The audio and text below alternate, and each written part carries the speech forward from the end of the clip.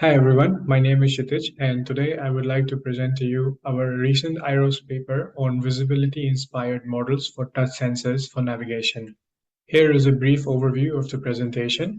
First, I will present typical uses of touch sensors and the typical applications of touch sensing, role of touch sensors in nature, need for virtual sensors, our contributed visibility-based models, and then our future works. So let me begin the presentation by asking you what comes to mind when you think about touch sensing. I'm guessing you're thinking conventional applications such as grasping an object, prehensile manipulation of object in hand. And if you haven't thought about this already, but there are also robots, legged robots such as the robot Cheetah by the MIT and Cassie, the walking robot by Agility Robotics, that are contact-aware legged robots. So they all rely on the sense of touch. However, in nature, there is another creature that is able to use the sense of touch to its advantage for navigation.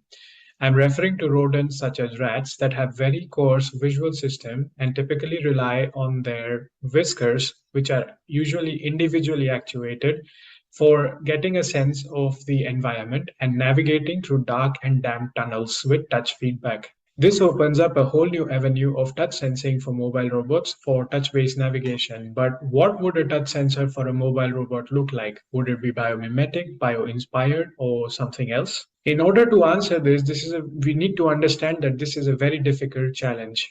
Difficult in the sense that it is difficult to fairly compare sensors because they have different power consumptions, they have various modes of operation, and varied sensing range. Virtual sensor models, on the other hand, could be a handy tool in this case because they are abstract models that are independent of the physical realization of the sensor and offer grounds for a fair comparison. This idea is not new. For example, pinhole camera is an abstract model of how a camera typically works, and it's a simple optical device to form an image, and it explains how the image is formed without any utilization of lenses or mirrors. Similarly, in our work, we proposed 5 different virtual sensor models for a whisker-like touch sensor for a mobile robot that is navigating in its environment. For this work, we considered non-compliant and compliant whisker-like touch sensor models with only rotational degree of freedom.